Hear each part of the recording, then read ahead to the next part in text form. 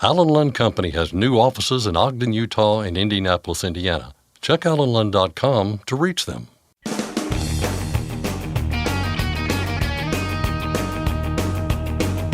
OOIDA, representing America's truckers since 1973, presents Landline Now with your host, Scott Thompson.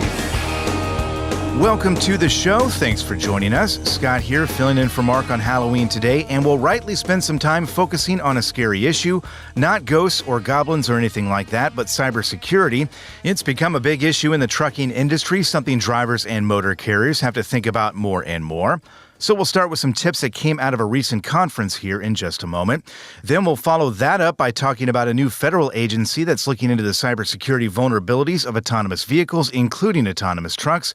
Jay Grimes of OOIDA will help us on that one, and he'll also fill us in on the latest Truck Leasing Task Force meeting. After that, we'll go over something every new motor carrier is supposed to go through, the new Entrant Safety Audit. But what's involved in that process? What do you need to have ready? And what are some things you should do to prepare? Tom Crowley and Aaron Lynch of OOIDA's Compliance Department answer those questions and more. And finally, we're tracking new laws in California and New York that range from warehouses and truck routes to speed and red light cameras. Keith Goebel, state legislative editor at Landline Magazine, stops by with the details. So, lots of show for you today. But first, here's Ashley Blackford.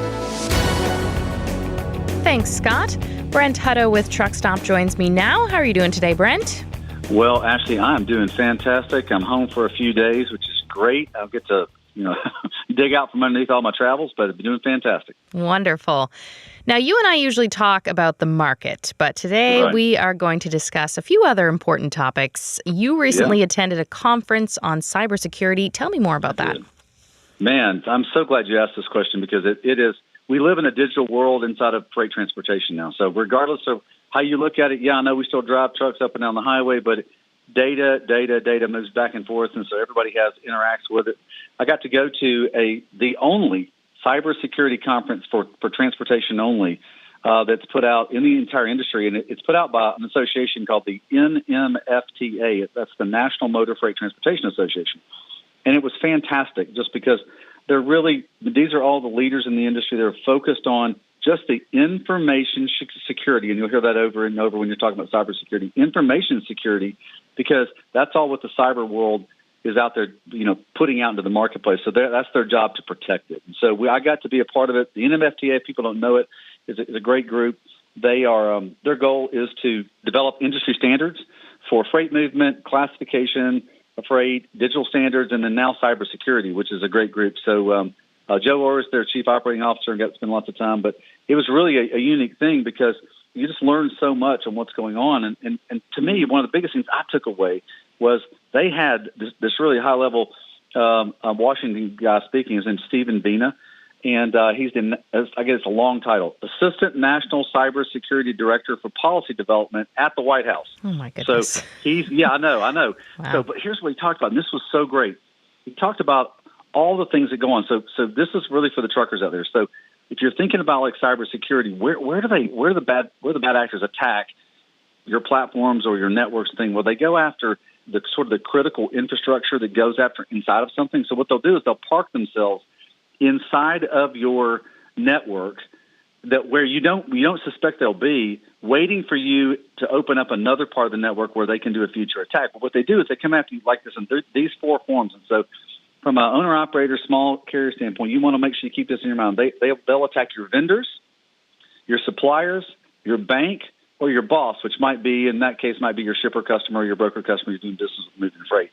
So you got to think about those things. And so that's really and I really appreciated the person from Washington, D.C. coming and talking, because it's always good to know that they're on top of this too, because obviously it's a big part of the modern world we live in. Now, it's scary to think of all the things, and like you said, where they're attacking. What was some of the advice of what to do?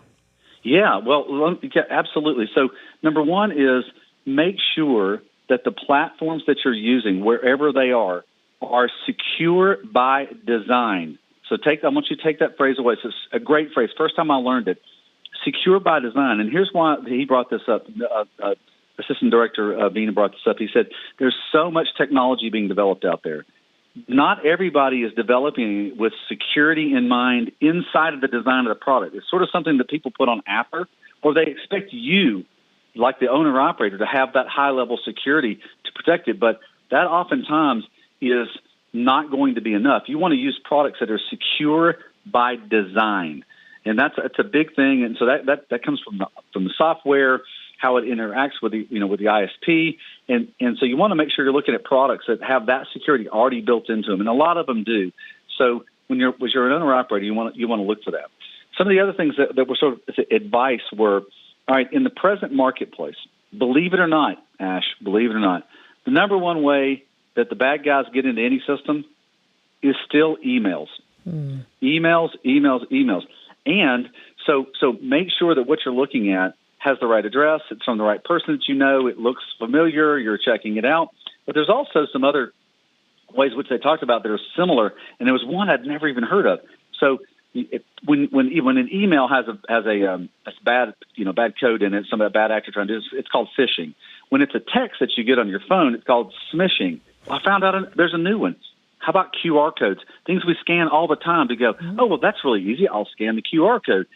Well, the bad actors have learned how to get into the fake QR codes, and you're able to put a worm or put something inside of your database or open a door somewhere for them. So watch out for QR codes, and that's called, believe it or not, called quishing. So my point, though, is that it's always the simplest, most broadly distributed way where the bad actors try to get into any system. So what you want to do is make sure that you are protecting yourself against those. And another thing that was really interesting, they talked about AI. So my point to the average owner-operator is when you're in systems out there, is make sure what you're looking at, make sure it's legitimate, all right? So that's just super important because in this arena that we're in, everyone needs cybersecurity, and so it's super important to make sure that you understand what you need for your operations to protect what you're doing. Now, one last thing I wanted to chat about, cargo theft. Was that brought up? Oh, yeah, thank you. Yeah. Ashley, thank you for bringing that up. Cargo theft, yeah. So how does all this work into it? Well, the thieves, the criminals, the organized crime, they're coming in through the cyber aspect because guess what? It's hard to catch somebody if you don't even know who they are or where they are. And there's more open doors in our industry because remember, as I talked about, we're now a data-driven industry and in automation. And so cybercrime, as I talked about this before when I talked about the emails, and I'm going to say this again, the number one way the bad actors, the bad players, the criminals are getting into systems where they can get your data, they can steal your identity, they can pretend to be you, they can steal your freight, they can steal your payments, is through email. Right, and so just that's the biggest thing that's going on with cargo theft today because it's just the easiest, most broadest, most widely accepted way of people that they're communicating. So they go in through that because it's easier to fake you. So cargo theft is not going away. It is still just as resident today as it was a year ago because we live in $1 trillion industry. And look, they're coming to steal what's yours and what's ours. So the idea is understand the things that go in. So I know we publish some information on Truck Stop. I know OIDA publishes some information on this. Look to find out what are the best systems you need to give or the software you need to bring into your system to make your operation, if you're an owner-operator or a small fleet owner, secure by design. In other words, secure your environment so when you go into other environments, you're doubly protected. So, but yeah, it's always the basics. You got to watch out for the basics, and we want to do everything we can to help protect the industry. All right. Wonderful. Great information. Brent, thank you so much. My pleasure, Ashley, every time. Thanks for what OIDA is doing to protect the owner-operator. That was Brent Hutto with Truck Stop. For Landline Now, I'm Ashley Blackford. Scott, back to you. Thanks, Ashley. Coming up next, Jay Grimes of OOIDA stops by to go over a new proposed rule regarding autonomous trucks and the cybersecurity vulnerabilities the technology poses. Some great advice there. Plus, we'll also get the latest on the most recent Truck Leasing Task Force meeting. Stick around. We're back right after this. Thanks for listening. Be sure to like and subscribe.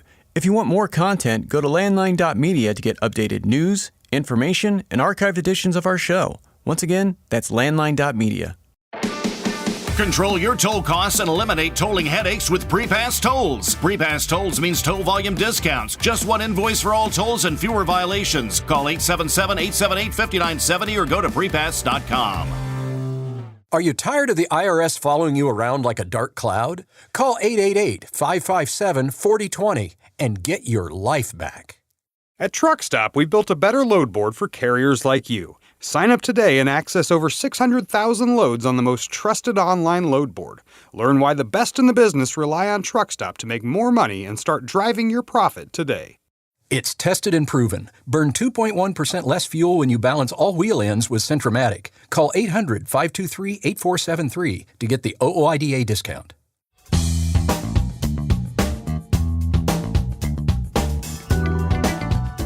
For many years before they became required, electronic logging devices, or ELDs, had been the subject of very serious security concerns raised by OOIDA and others.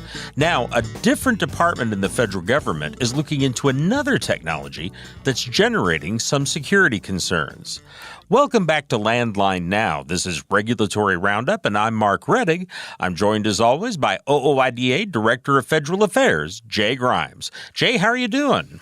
Doing well, Mark. Great to be with you. Well, glad to have you here, and this is a pretty interesting topic, I think, to a lot of people because of the technologies involved. Let's start with who's in play here. This involves the Department of Commerce, and they're actually not looking into ELDs, but another tech. What specific technology has their attention?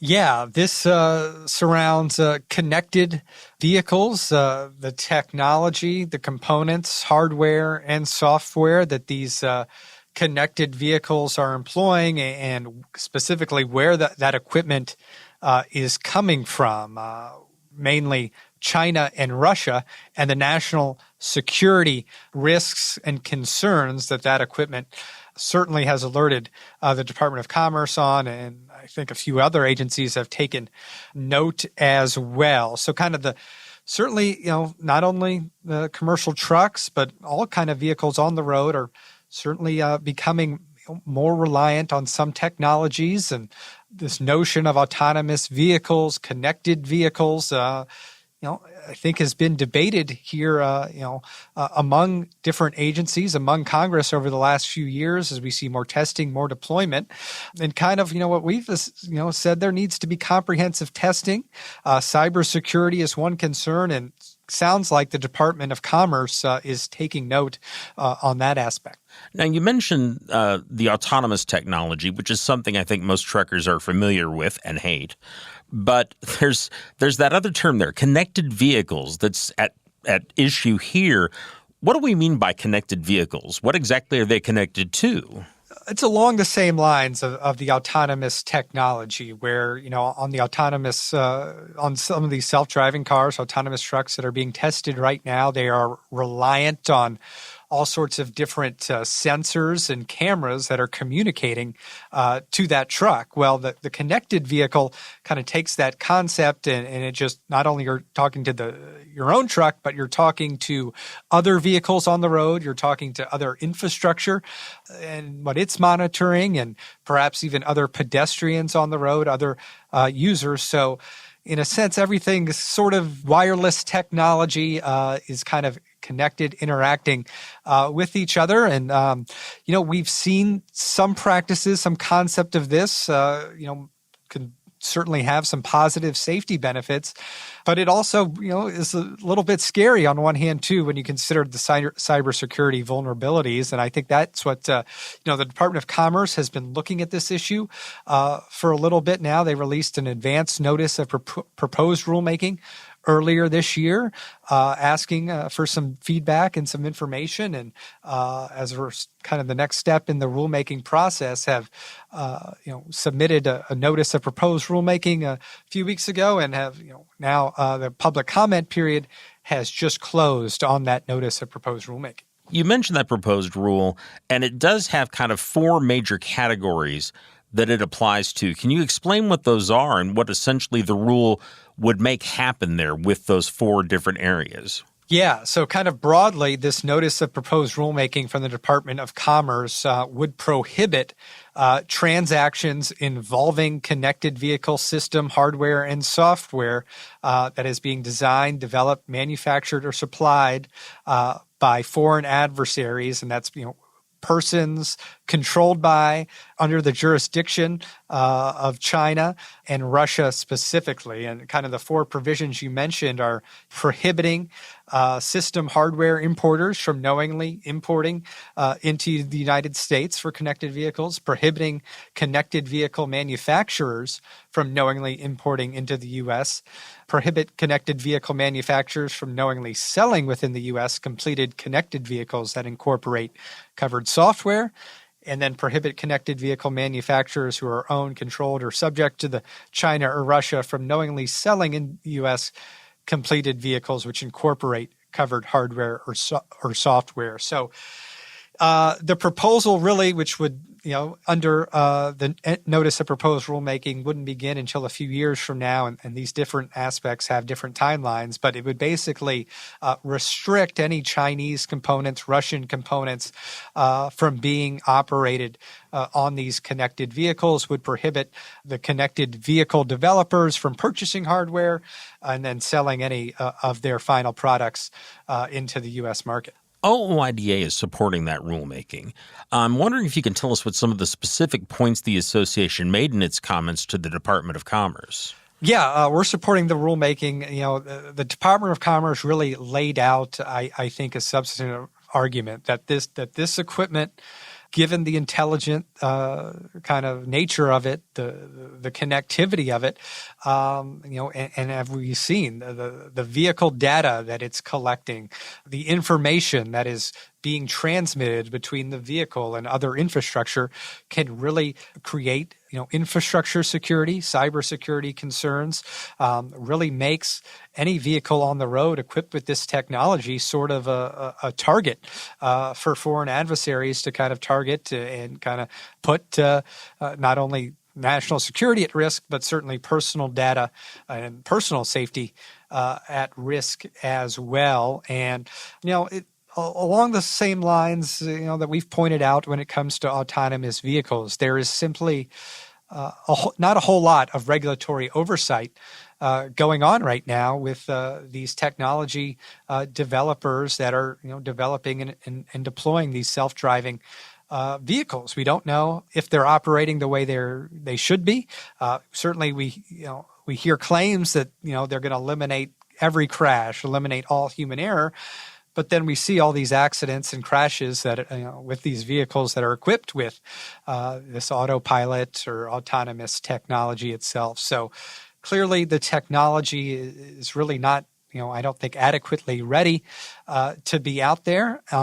We need more data. We need more transparency from these companies who are testing these vehicles, and that doesn't even begin to kind of assess the security and cybersecurity dangers that I think the Department of Commerce is aware of and really wants to make sure that moving forward it's going to be prohibited, especially if it's coming from overseas. And we pointed out that due to some much more stringent financial disclosure requirements and financial transparency reporting from the Security Exchange Commission, Department of Treasury, we know that some of these companies who are, raising money, investment money that are, have stockholders, they have relationships with Chinese, with Russian companies, and we kind of noted those connections in between autonomous trucking companies who have their vehicles out on the road today, and some of their partnerships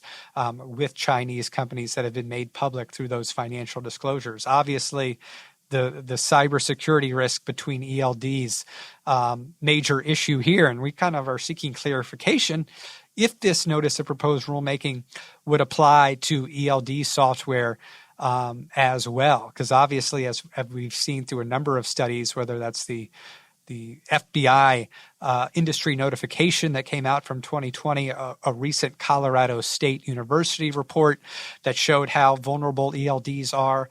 Obviously, the self-certification process that FMCSA has imposed doesn't come anywhere close to ensuring cybersecurity safety. I think really does kind of open up ELDs, autonomous trucks on the road today to cybersecurity attacks.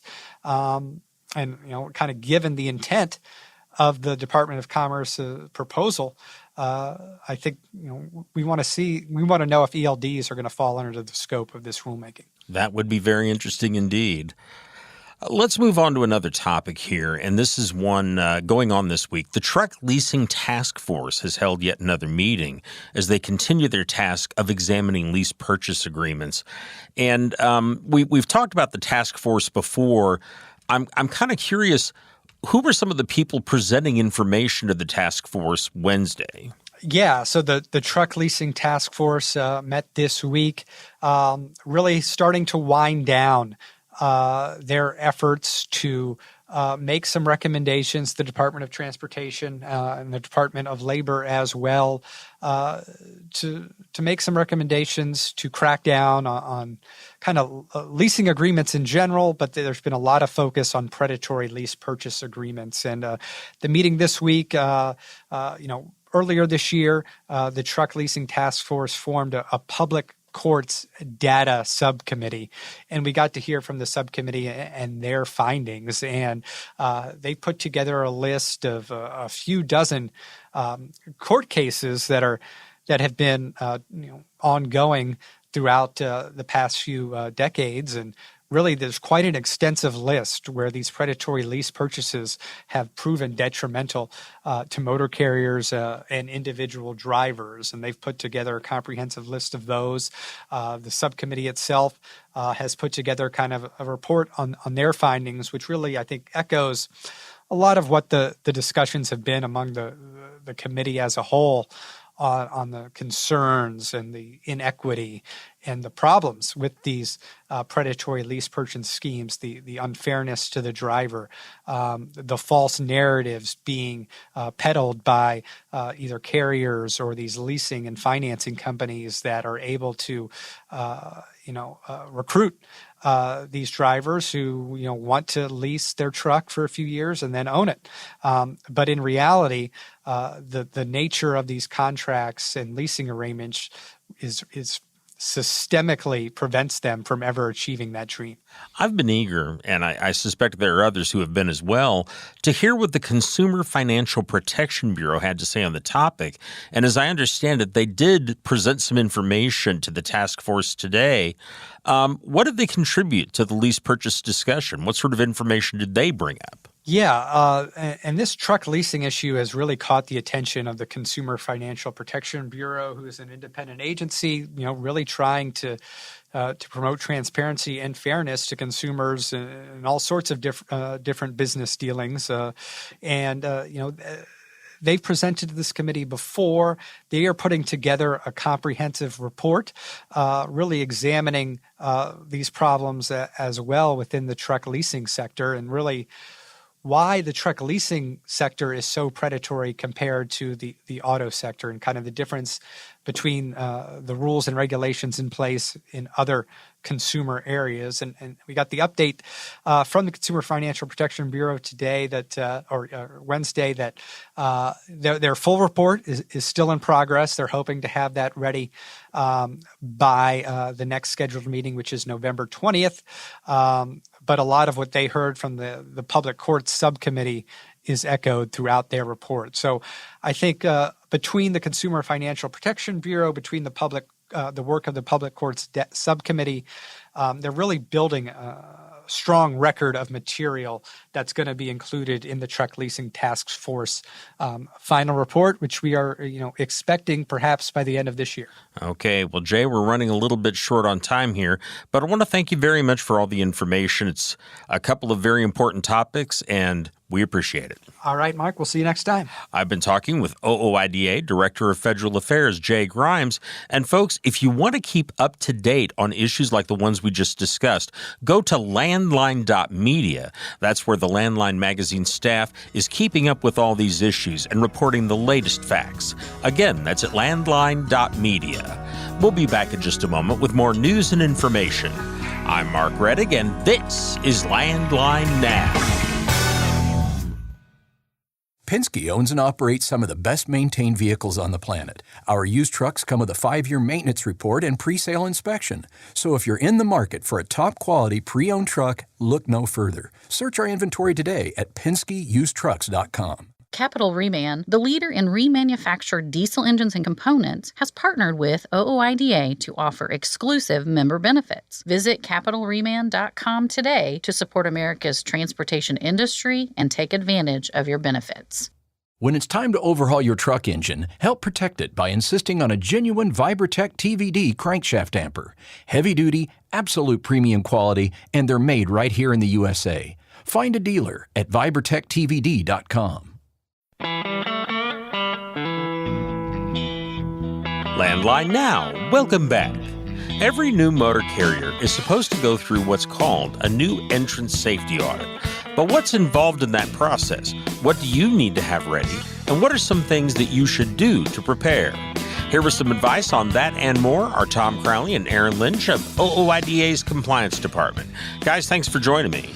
Thanks for having us, Mark. Thanks as always, Mark. Glad to be here. Well, glad to have you here. And of course, this is something very important for people on their own authority. But let's kind of start broadly. When we talk about the new Entrant Safety Audit, basically, what is that? Can you kind of give us a definition? Yeah, the new Entrant Safety Audit, the DOT, the FMCSA, they require this of all new carriers within the first 18 months of operation. Now, it tends to happen closer to your fifth or sixth month. They've really drilled that down. And it is you proving that, essentially it's proving that you know the regs, that you know what's required. It is your safety, what they call the safety controls. It consists of stuff like your application, which we get a lot of kickback from people. They say, well, it's just me. I don't need an application. Yes, you do need an application. You have to have a driver's application, your DOT physical information, drug and alcohol test information, pre-employment drug test, negative result, show that you have that prior to that first run, that you're in the clearinghouse, that you are also in a consortium. Some of the other things that go along with it is vehicle maintenance files, and they want to know essentially that you have read what's required, done the research, and that you have all these things in place. Because from the DOT's perspective, if you don't have these very basic things in place, then you're probably lacking in other areas as well. Okay. Now, I know something else that I've seen referred to as being part of this is having some of your RODs, your record of duty status. What are we talking about there? They're talking about your logbook or your ELD, right? So essentially, that's probably the most important thing that you need to have and have a record of, and you need to keep 6 months of those. And they can ask you for 30 days or a specific 30 days. I've seen to where even some of them, and I've been shocked at this lately, some of them are asking for 2 or 3 months even now, depending on who your auditor is, because it's dictated at what state you're in is where the DOT. So, for example, if we're in Missouri, somebody from MoDOT is going to do the audit. Okay. And when they come with this, when they look at, is what they do is they want a sampling of your hours. And they'll take a look at, say, that 30-day period. And if everything appears to be as it should be, legit, you've got your supporting documentation and everything shows that you're doing it correctly, they probably won't ask you for any more. On the other hand, if they look at them and there's gaps or, they can, these folks, they've looked at a lot of hours of service, a lot of records, and they can tell if things are not right, if they don't add up, they're going to want, they'll definitely dig deeper. Okay. And this is a part of you operating your business. It is a required part. You mentioned the supporting documentation. Give us some examples of what's included in that. Well, when you run through tolls, they want to see your toll receipts. They want to see one thing they really like is if you have a roadside inspection, because it has exact times on it, and they want to see that your record of duty, whether it's an ELD or paper logs, if you're exempt, that they are exactly on with that. And this is the thing, Mark. Back in the day, I could recall running through the 90s and even early 2000s. I think it was probably early 2000s. My dispatcher told me one day, he says, "Man, can't you get the fuel stops on the same day even as my record of duty status?" Because it was really laxed, really, really laxed. And then, mid 2000s, probably 05 and on, it started to really tighten up. And I know a lot of the old timers out there will recall this. Just all of a sudden, out of the blue, they required you to be spot on, just to the minute, or it used to be to the 15 minutes, but now with ELDs, it's to the minute. Spot on. And that was kind of a change for drivers. You lost that flexibility that came with the logbooks at one time. Well, and keep this in mind too, right? During the pandemic, all they were doing was phone calls and emails. That was a lot of your correspondence. Now they're back to in person. So they'll meet you somewhere at a location or even come to your place of business, whether that's your residence or if you have a different setup, a storefront or something like that, right? And so they want to see this paperwork. You have to have this paperwork, right? And they usually ask for 5 to 10 things. They don't ask for everything. But the more violations or the more things that they can see, the more things they will ask for. Yeah, and they do want to look at your bills of ladings. All the required documents that you keep, bills of ladings, toll receipts, fuel receipts, everything that validates those hours of service, everything that proves that you are spot on and accurate. And if there's gaps, they're trained to see those gaps, and that's whether they come to your place of business, as they did myself back in I think '99 when I got my authority. They showed up there. It was like at the 17th month and 29th day, but they did show up. Like I say, now they've tightened it up a lot more, and a lot of it is also online and uploaded to the website. They have a portal that you can upload to. So it just depends on your auditor. It depends on your record. If that first couple of months you're showing, clean inspections, no issues, it'll probably be an off-site, have you upload this information and they'll look at it. On the other hand, if it's a focused audit, if they're coming in because they see a bunch of violations or crashes, they will definitely get into your business. Especially your maintenance. Yeah. Oh, yeah. You mentioned the ELDs, and that's something that I think particularly needs to be talked about because back in the day, love that term, back in the day, right. You had the paper logs, so you just saved your paper, and you could have 6 months of logs right there. But ELDs, after a while, that information goes away. I know that, for example, you can typically email that to a law enforcement officer or upload it to a website.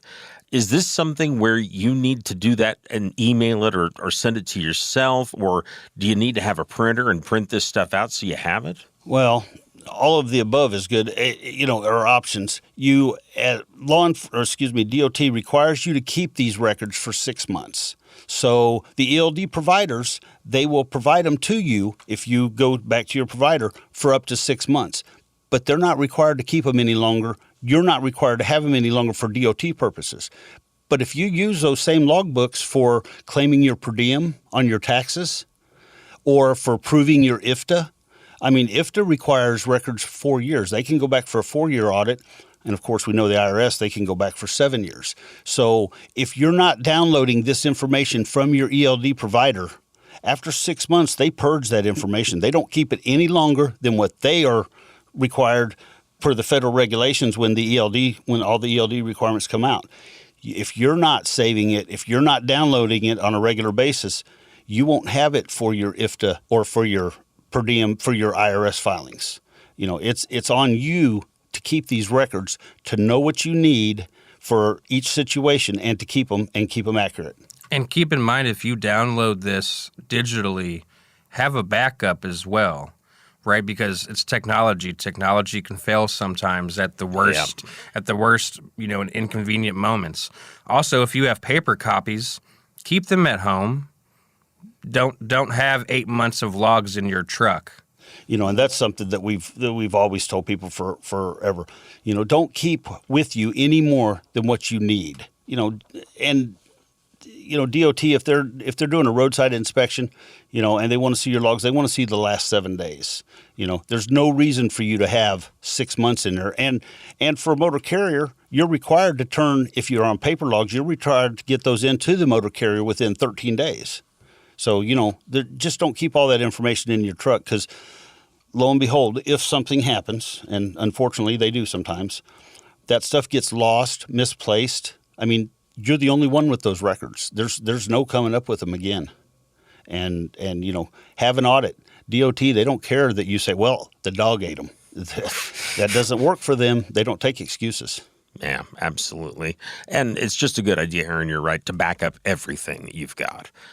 You just don't want to play with that. Yep. But as far as the entrance audit, I see a lot of folks, they don't know coming in that this audit's going to happen, and everybody that goes through OIDA to get their authority, we emphasize that, and we tell them, and we actually send them documentation on this. But you would be surprised at how many folks that we get a call from that say, hey, I got a letter from the DOT. They want to do an audit. What are they talking about? You only have a 20-day period in which to get this stuff together and get it into them from the time they contact you. And if you fail to do that, they will put you out of service for a minimum of 30 days. There's no way around that. It will be 30 days. And I tell you, for a new carrier, it's hard to sustain, to pay your insurance, to keep everything going for 30 days while you're down waiting on the clock. It's rough.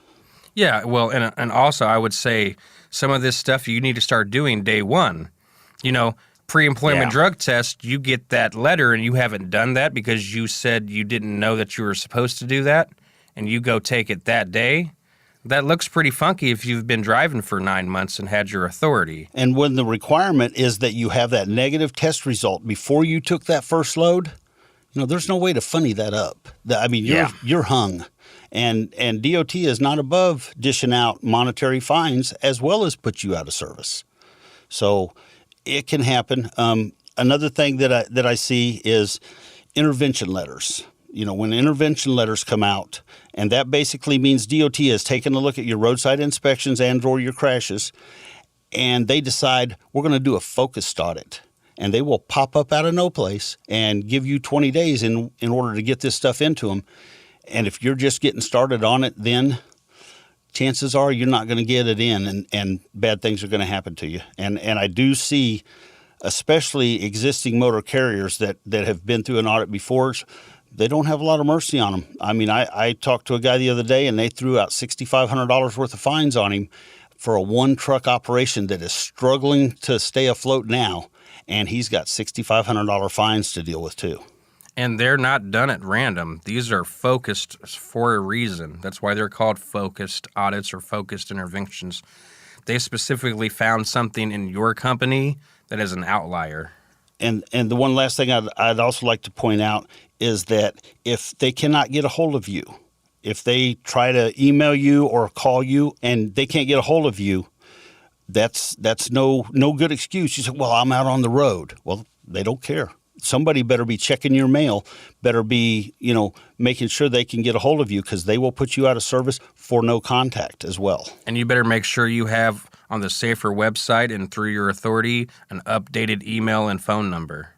Yeah, a lot of basic information there. Just a little time left. I know something else, you've got to have your MVR for this.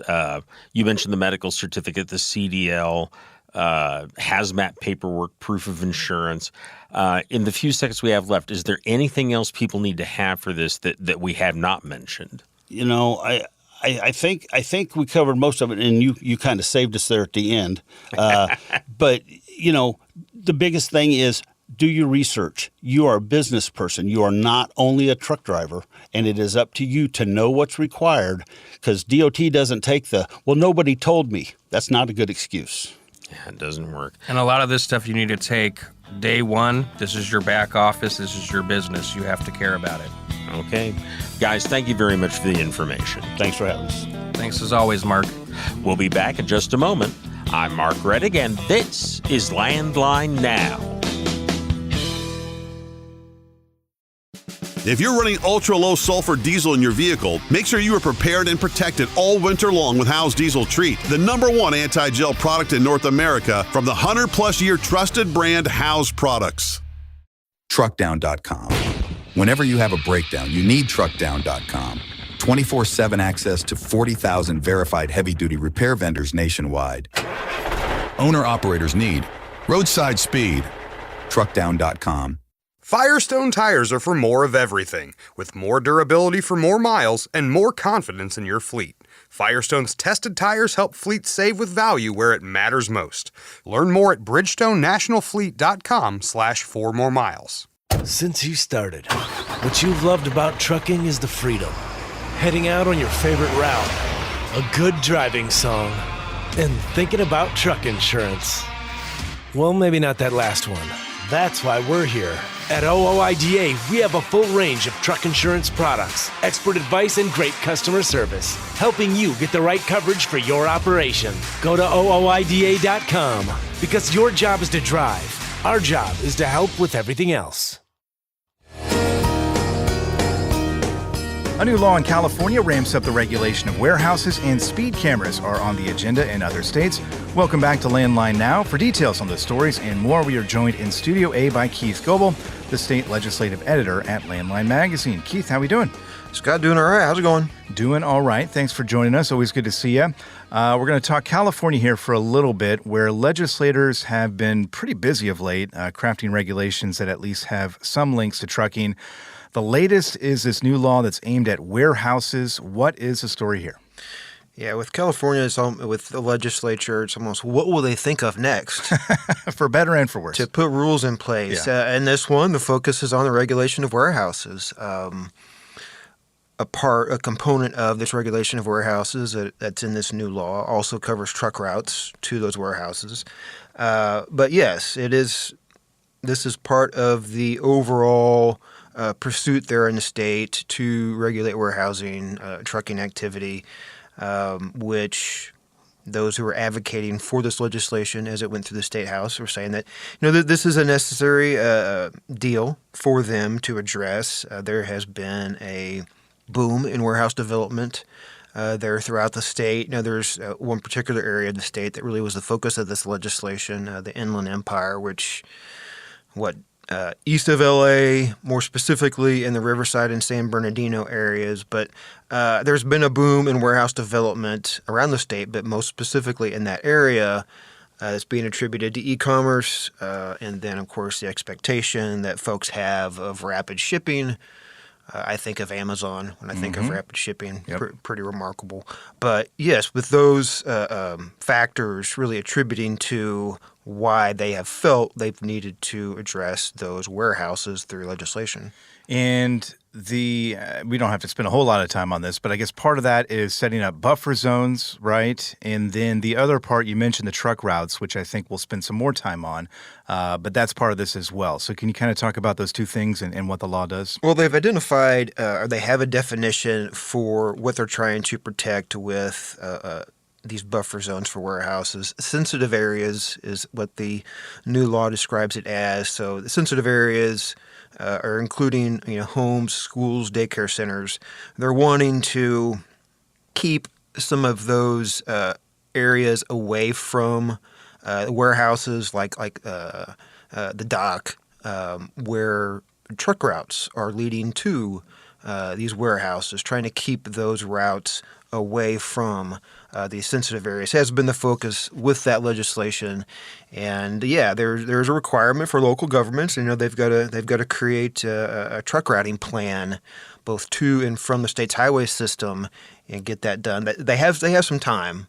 This rule, the implementation date for these rules is January of 2026. As far as the bulk of the components of the cities and counties around the state, they're also required to update their truck routes by January of 2028.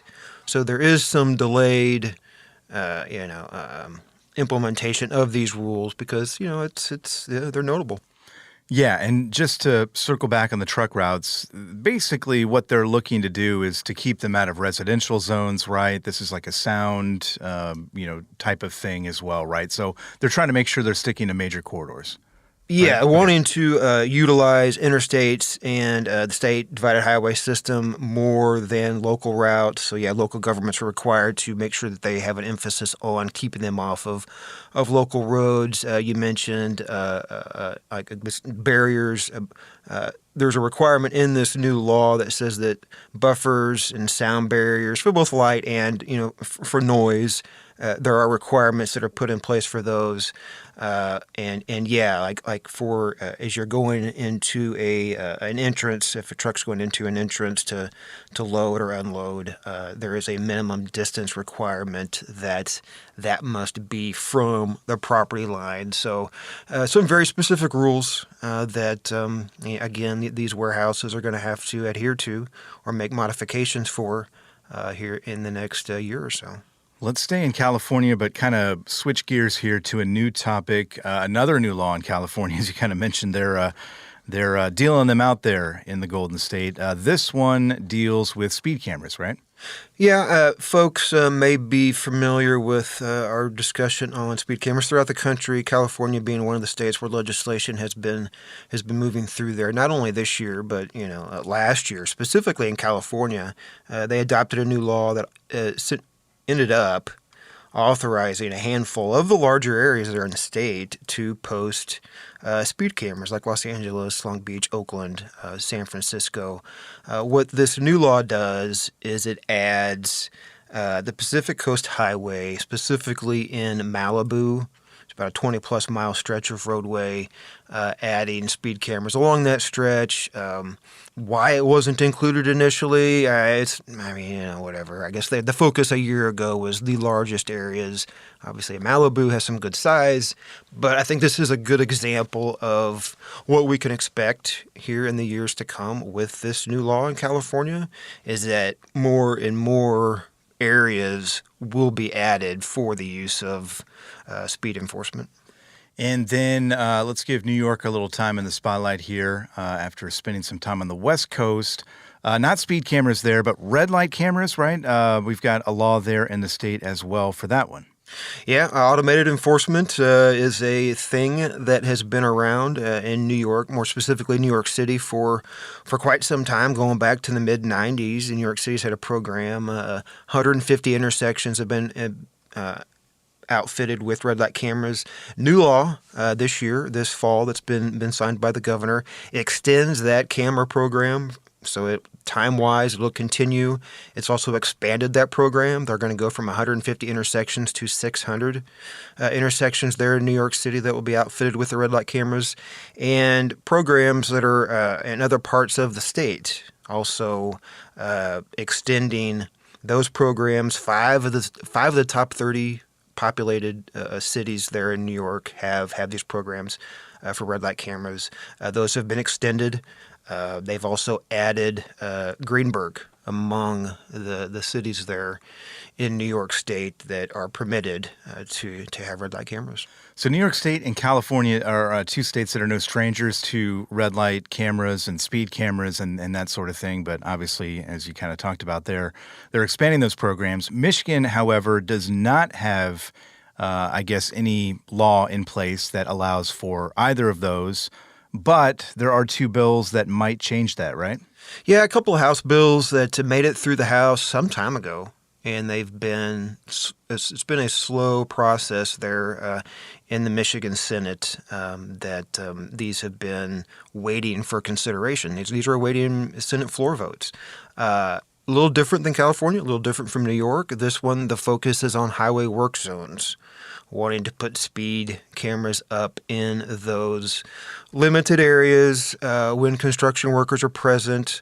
Kind of a common starting point. Kind of a common rule that you see in states that have speed enforcement is they start in work zones, which makes sense. But yeah, something that as we get closer and closer to the end of the year in Michigan and the legislature ending their year, you're starting to wonder if this is actually going to happen there in the state of Michigan. But it doesn't have very far to go. Perhaps after the election here in next week, maybe once they head back to Lansing there, that they'll be more likely to decide whether or not they want to continue to pursue that. We will keep an eye on that. And Keith, you'll be back next week. You mentioned Election Day on Tuesday. Got a lot of stuff that you're keeping track of. We'll try to do our best next week to update everybody. But we'll definitely go over some of the highlights, some of the big notable issues that we've been following for months, and give folks a recap. There it is, Keith. We appreciate it. We'll see you again next week, and take care until then. Yeah, thanks for having me. Our thanks to Keith Goebel of Landline Magazine for his time. You can check out his work at landline.media and in every issue of Landline Magazine. And that's our show for today. We thank you for tuning in wherever you are. We'll catch you next time right here on Landline Now.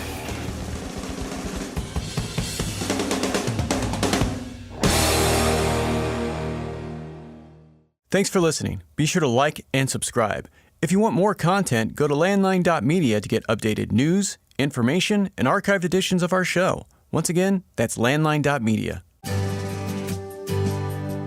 I'm a dad, a son, a husband, wife, I'm a writer, photographer. I farm.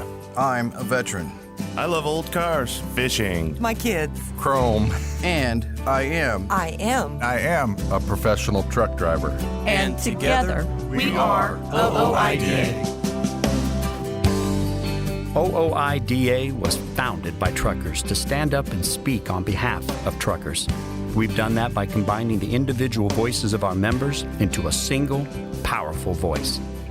Protecting your interests, defending your rights. Join us! Make your voice heard. Join OOIDA, the Owner-Operator Independent Drivers Association. Call 1-800-444-5791 or visit ooida.com.